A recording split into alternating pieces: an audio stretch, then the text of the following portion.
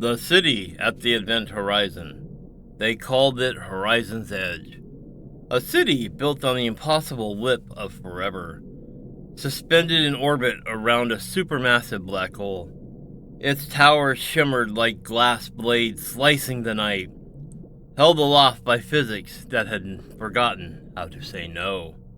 To an outside observer, the city was frozen, hovering at the boundary where time itself faltered. But within those walls, beneath the radiation shields and the quantum veils, lived millions. They worked, they dreamed, the citizens of the last true. The founders built Horizon's Edge for many reasons, some noble, some unspeakable. First, to harvest the energy of eternity itself. The black hole's accretion disk roared with more power than a trillion suns. They found ways to siphon it, its magnetic tethers reaching into the incandescent, quantum funnels distilling Hawking radiation into usable current. It was the ultimate generator, clean, efficient, and utterly inexhaustible. Second, they built it for time. A civilization lived 1,000 kilometers above the event horizon. They lived different. Every year, inside the horizon's edge, decades, sometimes centuries, passed in the outside universe. To the city's people, it was a temporal arc. They called the process epoch skipping. You could watch galaxies evolve between morning and night. Entire civilizations would rise and burn while you finished your morning cup. And for some, that was Dr. Elena Vance, chief chronologist, hadn't left the observatory in 30 years. She was dying. Some incurable cellular decay that even the gods of code and nanotech couldn't fix. So she waited, skipping forward century by century, hoping the next epoch would deliver a cure. To her, it had been weeks. Outside the Milky Way had aged 300,000 years. Each skip cost power, massive bursts of energy, drawn from the Penrose extraction engines orbiting through the egosphere, where space itself spun faster than light could flee. The Penrose fields churned and screamed, twisting like soft wire. Each jump was a gamble. Would they reappear into the future where it even still existed? Or would the black hole have grown, consumed their city, their memories, their hope? Another jump, Doctor? Asked one of her assistants, a synthetic named Arcarid 9. His voice was platinum, like something carved from radio static. You have already skipped through 42 epochs. The energy cost is not. Ira smiled. Time's the only thing we have left to burn. She pressed the sigil, and the stars blurred. Outside the window, the black hole's corona flickered like a dying god's eye. Reality lurched, an orchestra of gravity and radiation twisting around them. Then the universe moved on. When they re-emerged, the universe was unrecognizable. Galaxies had thinned, scattered into cold embers. The cosmic microwave background was nearly silent. Even light itself seemed tired. Yet the city endured, humming with power from inexhaustible void beneath it.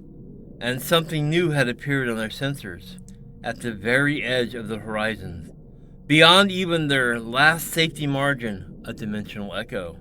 The data stream came in bursts, like static whispers woven with mathematics. It wasn't from their universe.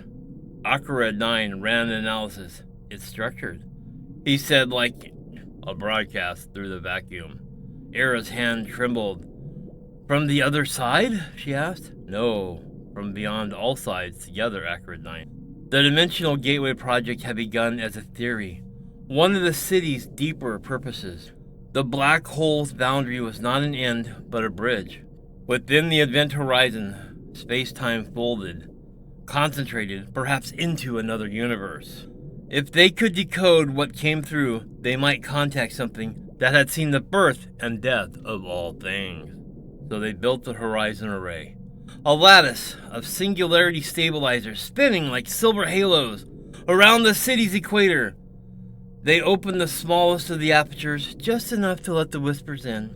The data that poured in was madness. Equations that bent probability into knots.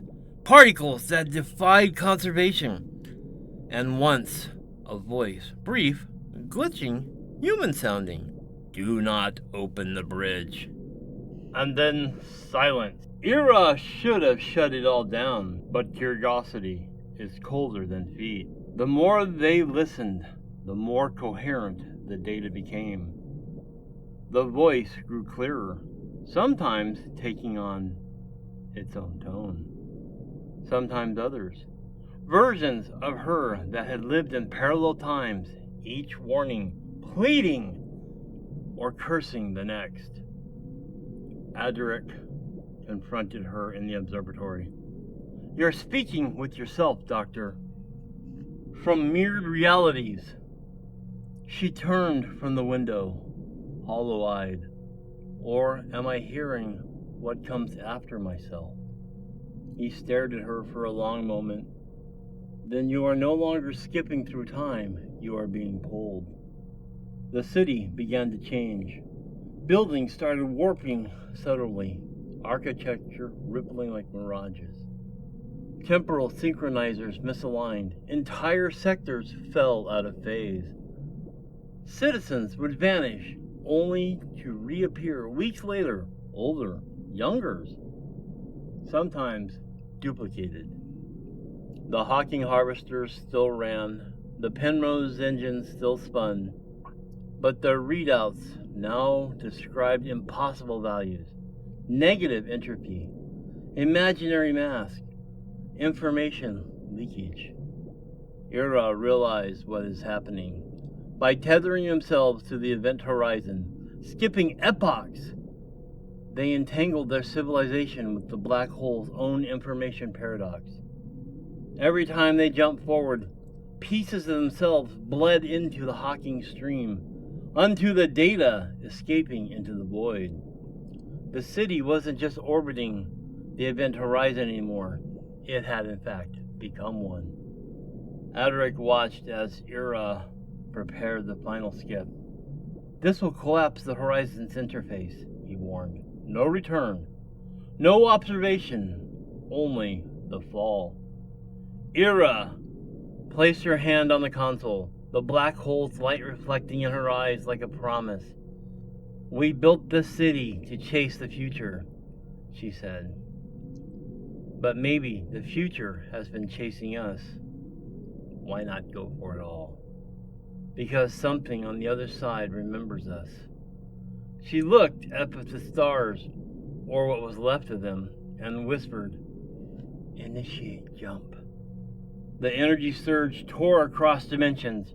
For a heartbeat, Horizon's edge blazed brighter than creation. Then it vanished. No explosion, no debris, just a ripple in space-time spreading outward like memory trying to recall itself. Centuries later, explorers in far distant universes detected a faint pulse near a dead singularity.